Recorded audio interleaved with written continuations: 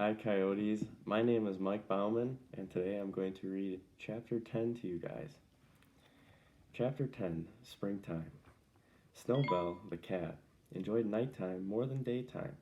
Perhaps it was because his eyes liked the dark, but I think it was because there are always so many worthwhile things going on in New York at night. Snowbell had several friends in the neighborhood. Some of them were house cats, others were store cats. He knew a Maltese cat in the A&P, a white Persian in the apartment house next door, a tortoise shell in the delicatessen, a tiger cat in the basement of the branch library, and a beautiful young Angora who had escaped from a cage in a pet shop on 3rd Avenue and had gone to live a free life of her own in the tool house of the small park near Stewart's home. One fine spring evening, Snowbell had been calling on the Angora in the park. He started home late, and it was such a lovely night, she said she would walk along with him to keep him company. When they got to Mr. Little's house, the two cats sat down at the foot of a tall vine which ran up the side of the house past George's bedroom. This vine was useful to Snowbell because he could climb it at night and crawl into the house through George's open window.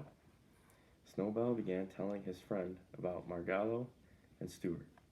"Goodness," said the Angora cat. "You mean to say you live in the same house with a bird and a mouse and don't do anything about it?" "That's the situation," replied Snowbell. "But what can I do about it? Please remember that Stewart is a member of the family and the bird is a permanent guest, like myself." Here's some pictures. "Well," said Snowbell's friend, "all I can say is you've got more self-control than I have." "Doubtless," said Snowbell. "However, I sometimes think I've got too much self-control for my own good. I've been terribly nervous and upset lately, and I think it's because I am always holding myself in." The cats' voices grew louder, and they talked so loudly that they never heard a slight rustling in the vine a few feet above their heads. It was a gray pigeon who had been asleep there and who had awakened at the sound of cats and begun to listen. "This sounds like an interesting conversation," said the pigeon to himself. "Maybe I'd better stay around and see if I can learn something." "Look here," he heard the Angora cat say to Snowbell. "I admit that a cat has a duty toward her own people, and that under the circumstances it would be wrong for you to eat Margallo.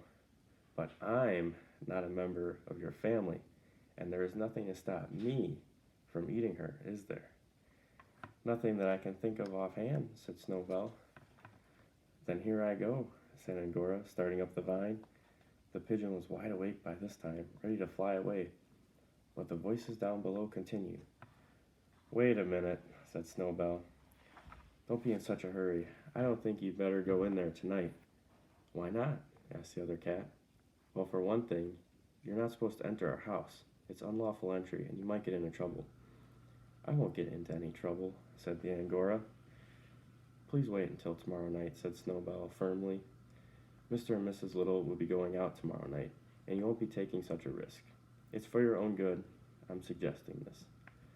"Oh, all right," agreed the Angora. "I guess I can wait, but tell me where I'll find the bird after I do get in." "That's simple," said Snowbell. "Climb this vine, enter George's room through the open window, then go downstairs and you'll find the bird asleep in the Boston fern on the bookcase." "Easy enough," said the Angora, licking her chops. "I'm obliged to you, sir." "Well, the old thing," whispered the pigeon to himself, and he flew away quickly to find a piece of writing paper and a pencil. Snowbell said good night to his friend and climbed up the vine and went into bed. Next morning, Margallo found a note on the branch of her fern when she woke. It said, "Beware of a strange cat who will come by night." It was signed, "A Well-Wisher."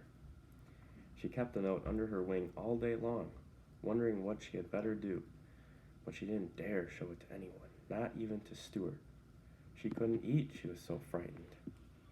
"What had I better do?" she kept saying to herself.